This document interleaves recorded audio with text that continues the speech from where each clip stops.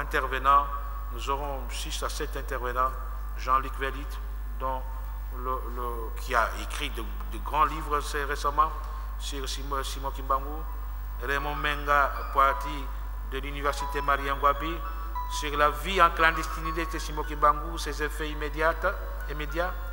De Pamphile Mabiala Mantouba, historien de l'Université de Kinshasa, le Kimbanguisme face à la sécurité coloniale 1921-1959, de Victor Ngwilou Mbemba Yamusungu, juriste de son État de l'Université Marie-Ngouabi, sur Simon Kimbangu et des droits humains, des remarques sur l'affaire d'octobre 1921. Et enfin viendra Mathieu Zana Itambala, qui est l'un des grands spécialistes de cette question sur Simon Kimbangu, qui sort bientôt un livre, ou le livre, je crois, est déjà sorti, mais qui va sortir, j'espère, qui parlera de... Il est de l'université de Leuven, donc le parti flamand catholique, mais en même temps des misères royales de l'Afrique centrale à Tervuren. De Simon Kimbangu à l'église de Jésus-Christ sur la terre, par son envoyé spécial, Simon Kimbangu. Chronique socio-historique. Et enfin, l'ancien recteur de l'université Marie-Ngouabi, l'historien Sylvain Makoso, il parlera des chants kimbanguistes 1921-1959.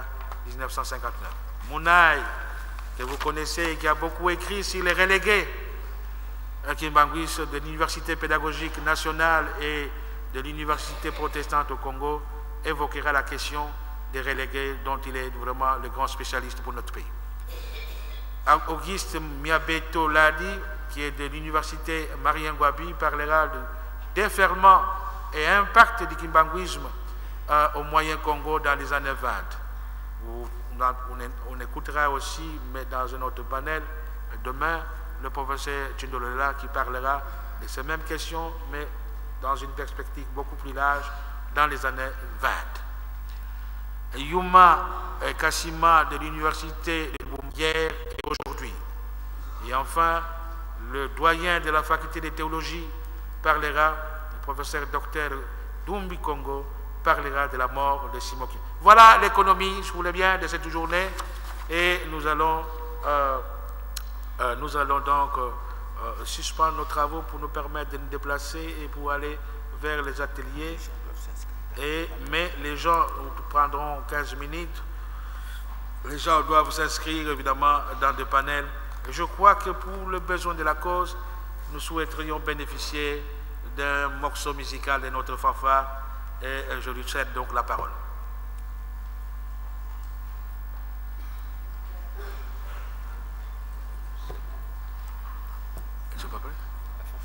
Mais la fanfare, je demandais à la fanfare. Et les micros, merci. Merci nos ingénieurs Dadi Mavambou, Eugène Likoua et tant d'autres, l'équipe technique qui est bien en place au microphone. Vous allez retrouver vos humbles, vos estimés confrères Ibrahim Montou, Emma Dikoufouana et tant d'autres qui vont vous faire l'économie de cette deuxième journée, parce que hier c'était l'ouverture, aujourd'hui c'est la poursuite. Donc la deuxième journée est déjà le matin à l'ouverture. Les ministres de la Justice et des Droits humains a fait un briefing. Il a démontré pourquoi on a révisé le procès de Papa Simon Kimbangu. Il a démontré et finalement le second intervenant lui aussi n'est pas parti sur les 4 chemins. Il a retracé la vérité qui n'est pas du tout connue dans les fiefs des Congolais. Mais qu'à cela ne tienne, présentement, il y aura des panels, soit les ateliers qui vont s'étaler, ça et là. On va parler de Simon Kimbangu dans la science sociale. Beaucoup d'intervenants vont également participer, pour chacun va apporter sa pierre de contribution. Le deuxième panel, soit le deuxième atelier, va beaucoup plus parler sur la perception à la reconnaissance officielle de l'église Kimbangu. Voilà, l'orchestre philharmonique est en train de nous accompagner dans cette salle de l'amphithéâtre Mamamou Lukiawanga, où se tiennent les assises, soit la grande conférence internationale sur Papa Simon Kimbangu. Je cède le micro à mon estimé confrère Papa Emma Dikoufouana pour ceux qui nous écoutent en Ingala. Tondo mingi ndeko Ibrahim Moutou batali ya télévision kimbangiste lelo ezali bongo mokolo ya motu koloba pamba telobe ezalaki bongo bofungwami ya liskitali linene lizali kolobela likambo litali bongo tata Simoki Mbangu nde lobe ezalaki bongo mokolo ya bofungwami lelo misala misili bongo kobanda ndenge bosili kolanda yango na bandeko baye bakoyokaka mingi lokota ya lopoto maso mabandaki bongo na maloba maye mwana mboka ministre mayatali bongo mambi mabosembo wa ekolo wa biso mwana mboka professeur Lusolo yewana alanola kinti na nini ete likambo litali ya bozongeli bosambisi ya Papa Simon Kimbangu lisalamaki pe ayanoli ntina na yango ayanoli pe bonzenga likambo yango lotomo lango lolenge kani mosilaki kosalema pamba te banso boyibite bobosani te ke na tembete mokolo masanza tukumba na mibale ezalaki mokolo moye Papa Simon Kimbangu basilaki bongo koloba ete likambo moko asalaki ya mabete likambo ya bozongeli ya bosambisi boye bosukaki na bwania sima ya professeur Luzolo Bambi elekaki moko tata eye kokaki lisusu kolobela makambo mantina matali bongo Papa Simon Kimbangu na mango ngaike tokolanda maye eye ekopesa mbela biso lolenge basili kopesa biso. Bientôt là nous allons demander à la salle de rester sur place parce que son éminence va nous quitter ainsi que la famille et le protocole va s'en occuper. Dans l'entretemps, il y a un communiqué du secrétariat de la commission qui me demande de vous dire ceci. Nos invités à la conférence internationale Simon Kimbangu sont priés, s'il vous plaît, de se présenter au bureau du président munis de leur passeport au moment de la pause café. Si vous n'avez pas votre passeport aujourd'hui, nous vous invitons à vous présenter demain au bureau du président muni du dit passeport. Merci. Et pour les écouteurs, s'il vous plaît, les écouteurs, c'est pour la salle. Il semble que les gens ont eu des problèmes hier. Vous laissez les écouteurs et vous partez. C'est pour la salle. Merci. Alors, je voudrais ajouter, avant que son éminence que vous aurez les sacs qui sont prévus pour les conférenciers, vous les aurez.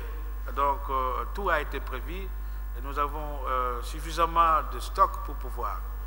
Les membres du collège et les membres du cabinet, on transmettra à tous ces cartons vers donc, les cabinets qui s'en occupera.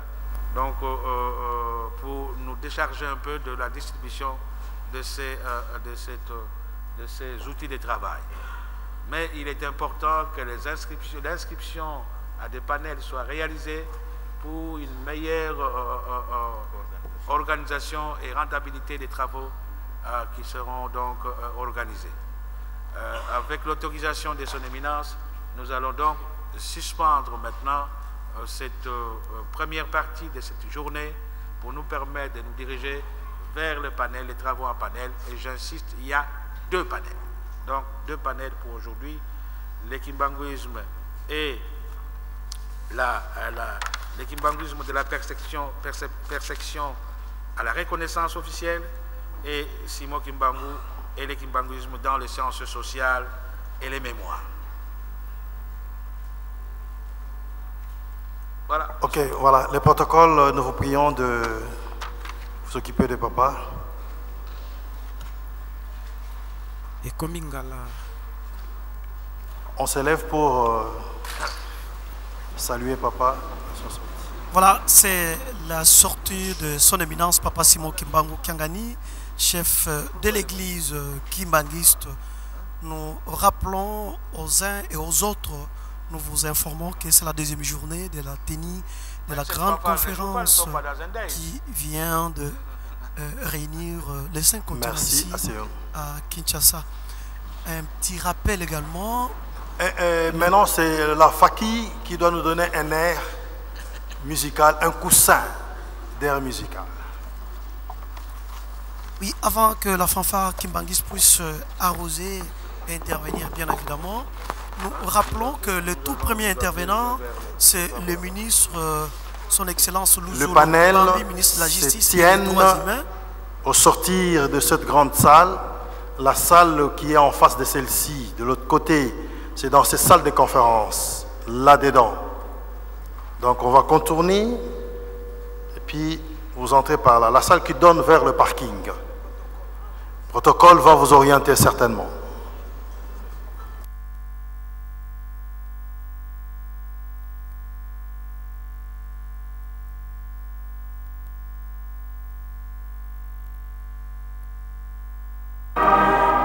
Que les kimbanguistes donnent l'occasion aux visiteurs, aux invités d'être dans les salles. Et nous irons en dernière position. Ce sont les invités d'abord.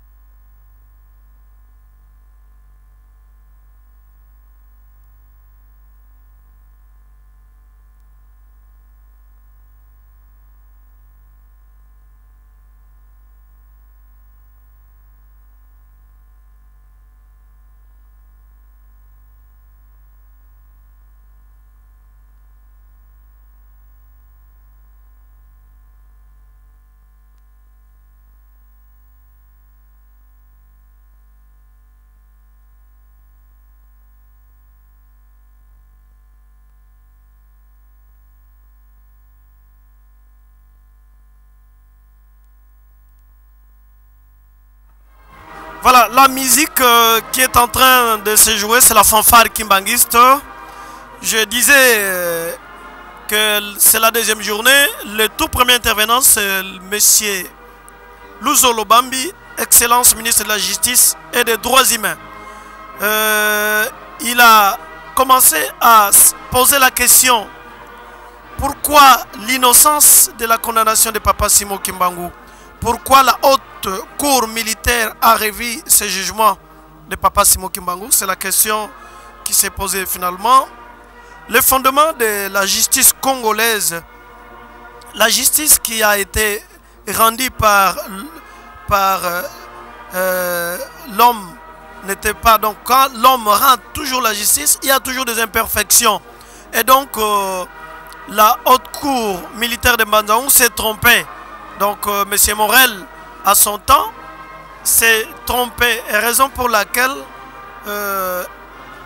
ce jugement est attaquable, soit le droit de recours est tout à fait fondé, ou encore l'appel de cette cassation, si la loi le prévoit, comme cela est prévu, c'est une façon de pouvoir balayer les erreurs. La révision d'un procès est la seule voie pour corriger les erreurs du jugement. Cela doit être appuyé par des faits nouveaux. Et les faits nouveaux que la RP 1973, le jugement de Tisville, n'avait pas. Et comme c'était un jugement précipité, et maintenant, 9 mois après, voilà, la haute cour militaire de notre pays venait de réviser et recharger la mémoire de Papa Simon Kimbangu. C'est tellement important. En 21, Papa Kimbangu, avec ce jugement unique, il n'avait pas d'avocat. Personne ne pouvait plaider son compte. Aujourd'hui, les pays, l'église kimbanguiste, trouve la voie pour essayer d'annuler et retirer Papa Simon Kimbangu judiciairement du prison. L'histoire universelle.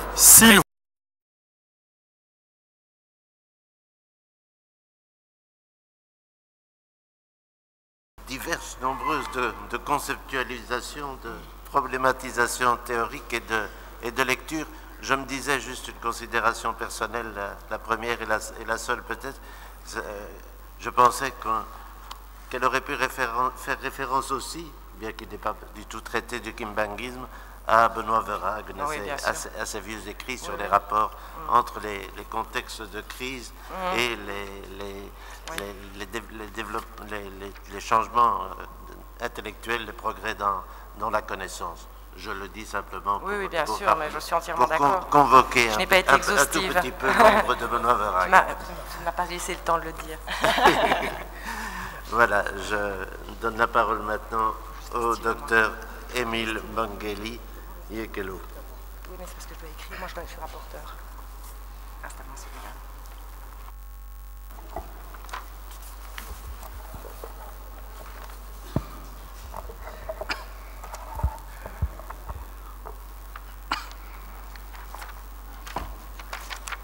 Son Éminence, Monsieur le modérateur, chers frères et sœurs, ma communication va paraître tout à fait irrationnelle. Elle peut même paraître folklorique. Je le dis parce que, comme l'a dit mon collègue, nous avons été fortement occidentalisés. Nous avons été tellement occidentalisés dans notre formation que nous avons de la peine à croire à certaines vérités qui nous concernent. Lorsque nous nous retrouvons devant les mythes d'autrui, on nous fait croire, mais lorsque nous voulons exploiter nos propres mythes, on nous rejette dans le panier de fétiches, de croyances, de la superstition et de l'irrationalité. C'est pourquoi mon propos sur Simon Kimbangu et la construction de la nation congolaise, je commence par essayer de vous montrer que ce n'est pas une spécificité congolaise. Parce que la politique, partout dans le monde, a toujours fait route commune avec les mythes. La construction sociale des nations a toujours été associée à des mythologies fondatrices. Chacune des communautés humaines se voulant voulue par la divinité pour accomplir une mission sur terre. Si, dans une société où les gens ont une religion commune, ils sont d'une seule tribu, on peut comprendre que même malgré tout, il y a des mythes. Mais lorsque on va dans une nation qui est constituée de plusieurs ethnies, on a besoin d'une sorte de religion civile.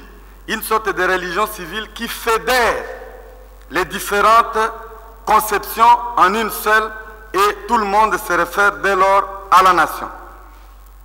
Et souvent, la religion civile ou politique, ce sont des éléments auxquels tout le monde croit, sans les discuter, et qui fédèrent en fait toutes les différentes conceptions religieuses et consorts.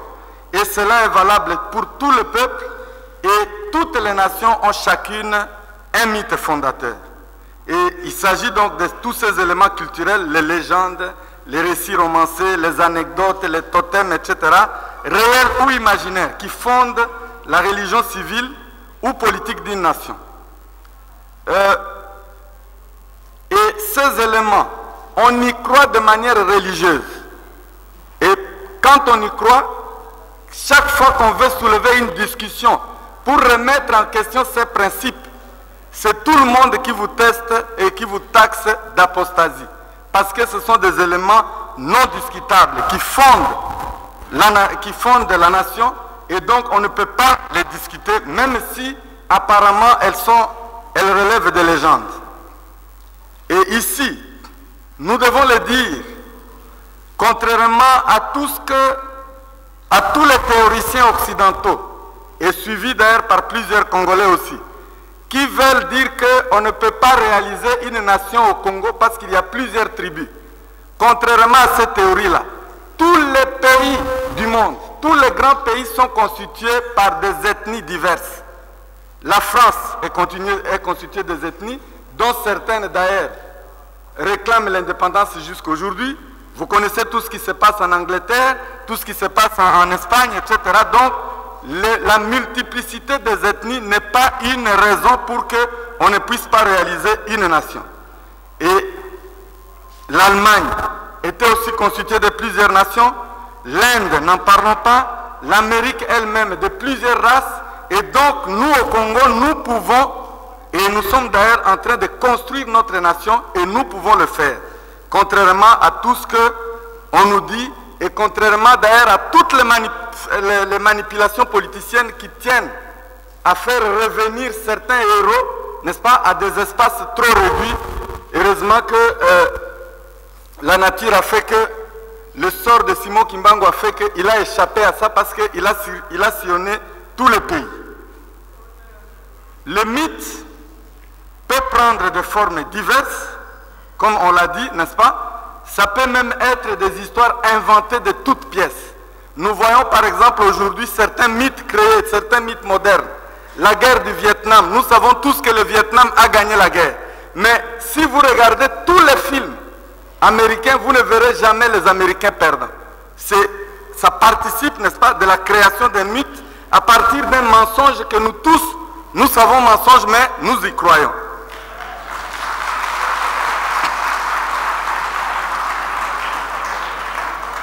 Et en France, par exemple, on nous parle de Sainte Jeanne d'Arc, patronne de la France, n'est-ce pas? Qui sait qui elle a été? On nous parle de Napoléon comme un conquérant, mais tous les autres peuples considèrent Napoléon comme un tyran, comme un tueur. Mais vous n'entendrez jamais un Français parler de Napoléon en ces termes-là.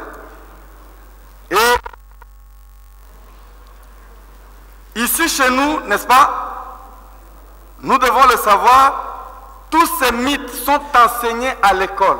Donc un enfant à l'école, à partir de l'école maternelle, apprend déjà le nom de Sainte Jeanne d'Arc, apprend le nom de Napoléon, depuis l'école primaire, et il grandit avec ça.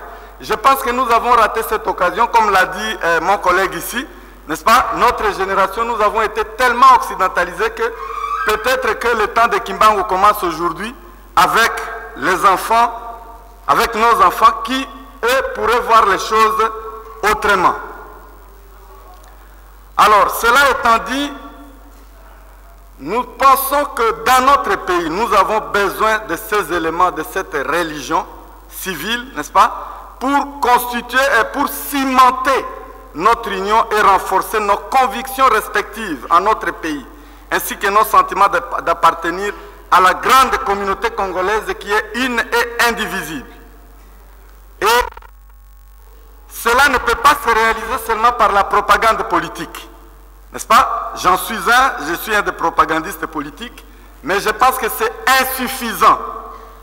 La musique au Congo fait beaucoup pour unifier les gens, mais c'est toujours insuffisant. Il y a d'autres éléments fédérateurs, mais ce qui nous manque, c'est cette religion civile pour déjouer tous les plans de balkanisation de notre pays. Il nous faut cette religion civile qui nous pousse, n'est-ce pas, à nous accrocher à notre pays de manière quasi-religieuse, comme c'est le cas dans toutes les grandes nations du monde. Ma démarche est certes anodine, mais comme je vous l'ai dit, ce n'est pas une invention ni une spécificité congolaise, parce qu'on trouve cela dans toutes les nations. Au risque de me répéter, n'est-ce pas, j'ai parlé de Jeanne d'Arc, j'ai parlé des États-Unis avec leurs vertus bibliques, en Israël avec Abraham, Moïse, David, Salomon, pays islamiste avec le prophète Mahomet, en Turquie il y a Mustafa Kemal, dans les républiques bolivariennes d'Amérique latine, on parle du mythique libertador Bolivar, en Chine on cite Confucius, on cite Mao. Donc chaque nation a ses prophètes, ses saints, ses démons, ses héros, ses vraies ou fausses croyances.